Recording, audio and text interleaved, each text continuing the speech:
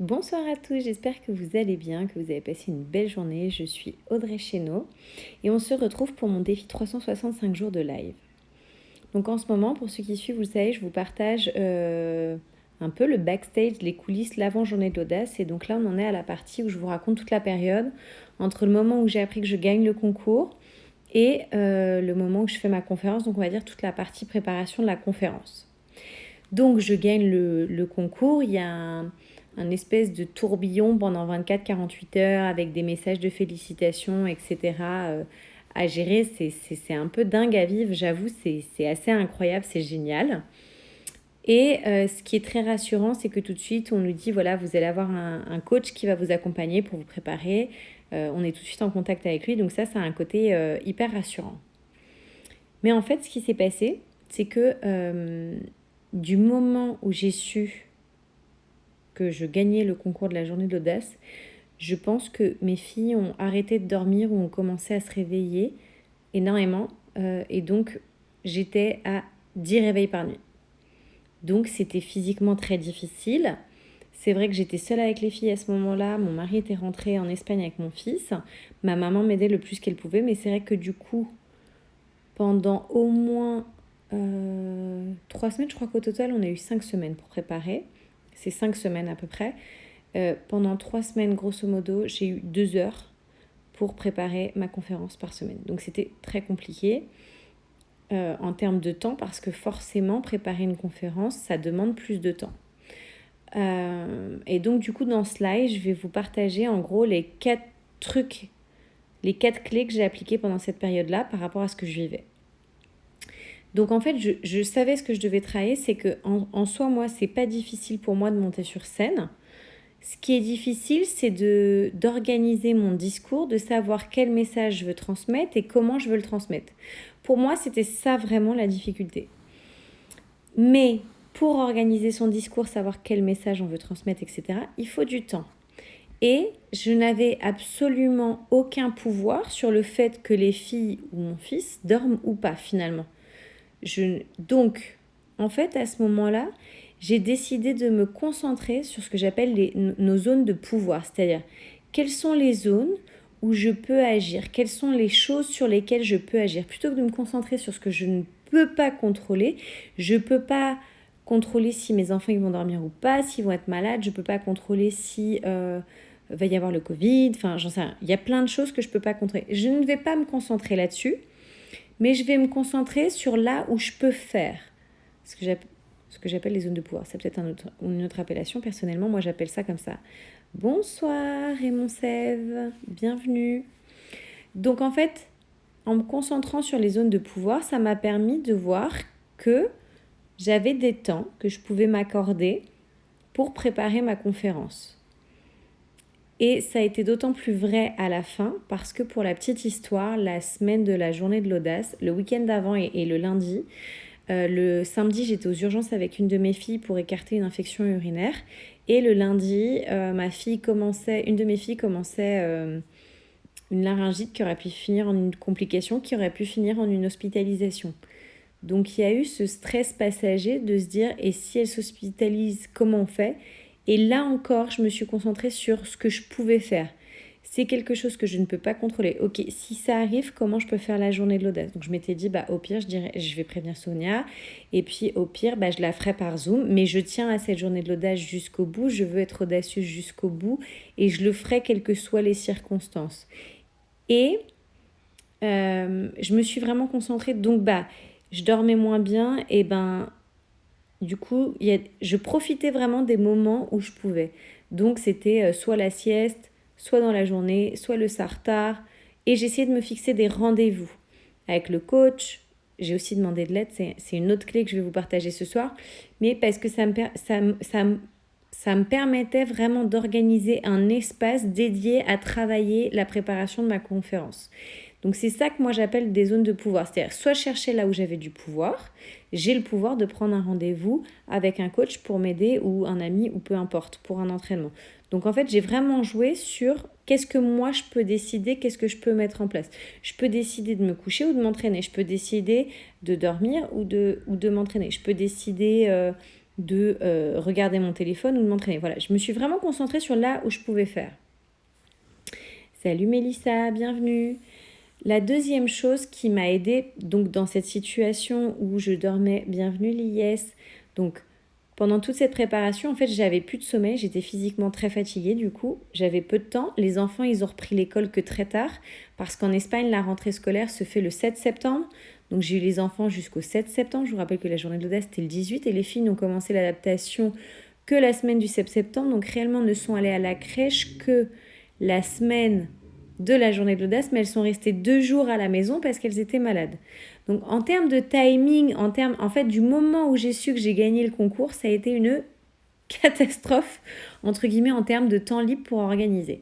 Donc la première clé que je vous ai partagée, c'était pour ceux qui viennent d'arriver, c'était de me concentrer sur mes zones de pouvoir. Et c'est une période où j'ai fait extrêmement attention à mettre de la conscience sur mes pensées, pour pas me flageller ou dramatiser ou voilà, vraiment de me dire, plutôt que de me dire oh là là mon Dieu c'est horrible, c'est de me dire ok c'est difficile mais je peux le faire, qu'est-ce que je fais, en essayant de me respecter. J'ai mis de la conscience sur les actions que je faisais, qu'est-ce que je décidais, est-ce que je décidais d'être sur les réseaux ou de préparer ma conférence, est-ce que je décidais de prendre un verre de vin ou je le faisais pas parce que c'était pas raisonnable, est-ce que je décidais de me coucher parce que j'étais trop fatiguée et que c'était mieux pour pouvoir travailler la conférence le lendemain. J'ai vraiment essayé, voilà, j'ai vraiment beaucoup mis mon focus sur la conscience par rapport à ce que je pensais, ce que je faisais, pour que mes pensées ne me bouffent pas, pour pouvoir repérer les éventuelles croyances limitantes ou peurs qui pouvaient apparaître et, comment dire, les désengranger, comment dire en français ? En gros, pour les défaire ou ne pas les laisser s'installer. Donc j'étais vraiment attentive, je mettais beaucoup de conscience à tout ce que je faisais, comment je le faisais, par rapport à l'objectif que j'avais. Donc ça, c'est l'autre chose qui m'a permis de continuer d'avancer dans tout ce processus et dans les phases un peu plus difficiles. Et donc la troisième clé que j'ai envie de vous livrer ce soir, c'est que comme je vous l'ai dit plusieurs fois, j'ai eu très peu de temps pour le préparer, donc j'y allais pas à pas. J'avais 10 minutes, c'était 10 minutes où je faisais un petit bout de conférence. J'avais 5 minutes, c'était 5 minutes où je pensais à ma conférence.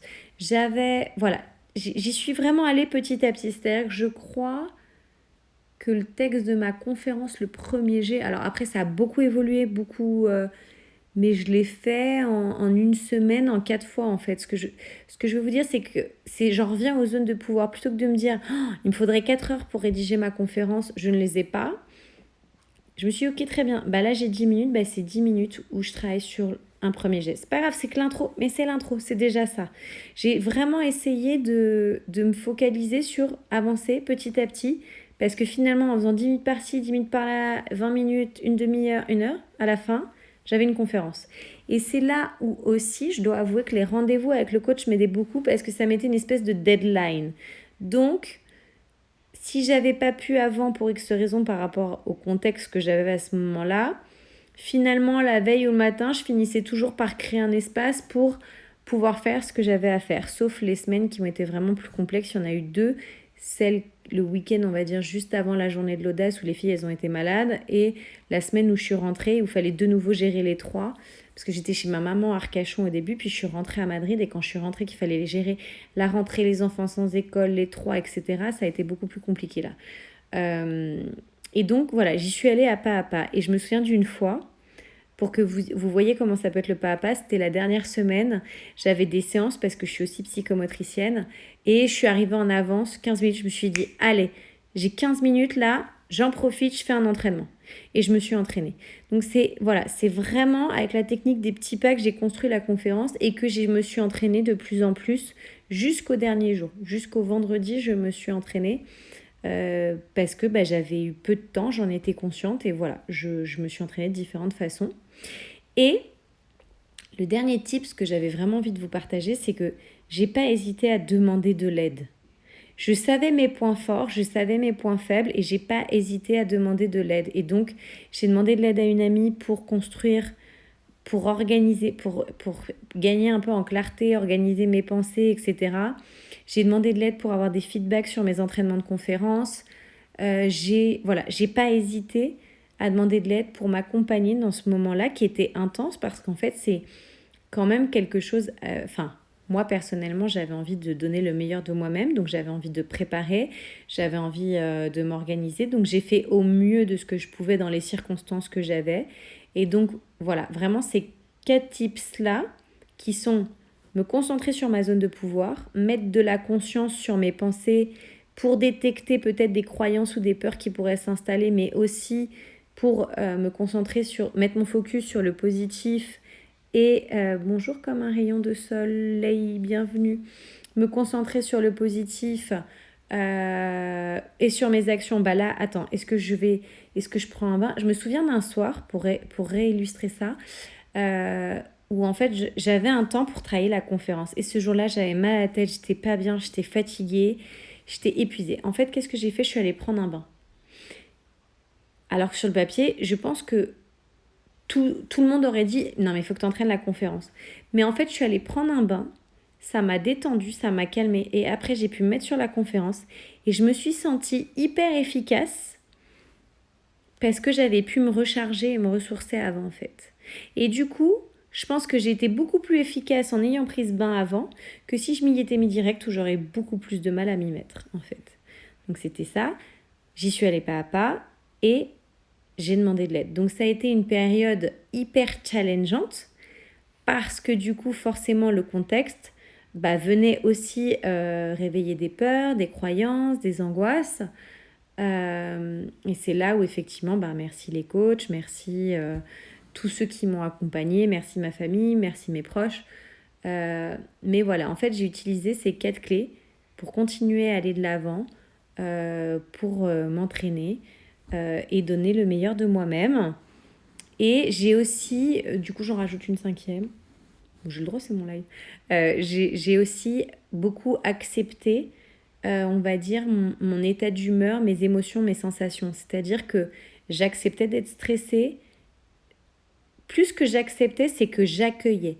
J'accueillais toutes les émotions, toutes les sensations que je pouvais avoir. J'étais stressée, ok, j'étais stressée. J'accueillais ce stress et je cherchais, ou pas, selon le moment, à le transformer. Ou juste je le laissais être, je le laissais vivre, je le laissais s'exprimer et ensuite je le transformais. J'ai beaucoup accueilli, je me souviens surtout la veille, le vendredi quand j'ai pris l'avion, je crois que jusqu'à 5 heures de l'après-midi, mais c'était un ascenseur émotionnel, un ascenseur de sensations, c'était je vais bien mon Dieu, ça va, qu'est-ce que j'ai fait, pourquoi je suis là, enfin je passais par tous les états. Et en fait j'ai juste accueilli, et le fait d'accueillir, je pense que ça m'a permis de changer plus rapidement, j'espère que ça a repris, ça m'a permis de changer, de transformer les choses plus rapidement. Et ça, c'était cool. Donc du coup, voilà ce que je voulais vous partager. Je crois que je vous ai tout dit. En tous les cas, n'hésitez pas si vous avez d'autres questions à me poser sur la préparation ou comment je l'ai fait. Et donc du coup, il y a quelqu'un qui m'a dit après la conférence, mais pourquoi t'as pas raconté tout ça dans ta conférence? Et en fait, je ne l'ai pas raconté pour 2 raisons, en toute honnêteté. Je voulais pas, d'une certaine façon, que ça puisse réveiller la pitié des gens. Alors le terme me paraît un peu fort, je ne sais pas quel serait le terme exact, mais je voulais pas que... Voilà. Et je voulais pas non plus que ce soit une excuse pour si jamais la conférence ne se déroulait pas comme prévu. Je voulais pas prendre ce contexte-là comme une excuse, donc c'est pour ça que j'en ai pas parlé avant. Mais oui, ça a été difficile, complexe. Oui, ça a été challengeant. Mais j'ai tellement grandi, j'ai tellement appris sur moi que c'est juste génial aussi. Donc voilà ce que je voulais vous partager pour aujourd'hui. Donc si vous avez des questions, n'hésitez pas à partager si vous pensez que ça peut aider quelqu'un. Mettez-moi #replay si voilà. Et j'ai hâte de lire vos commentaires et je vous embrasse très fort. À bientôt.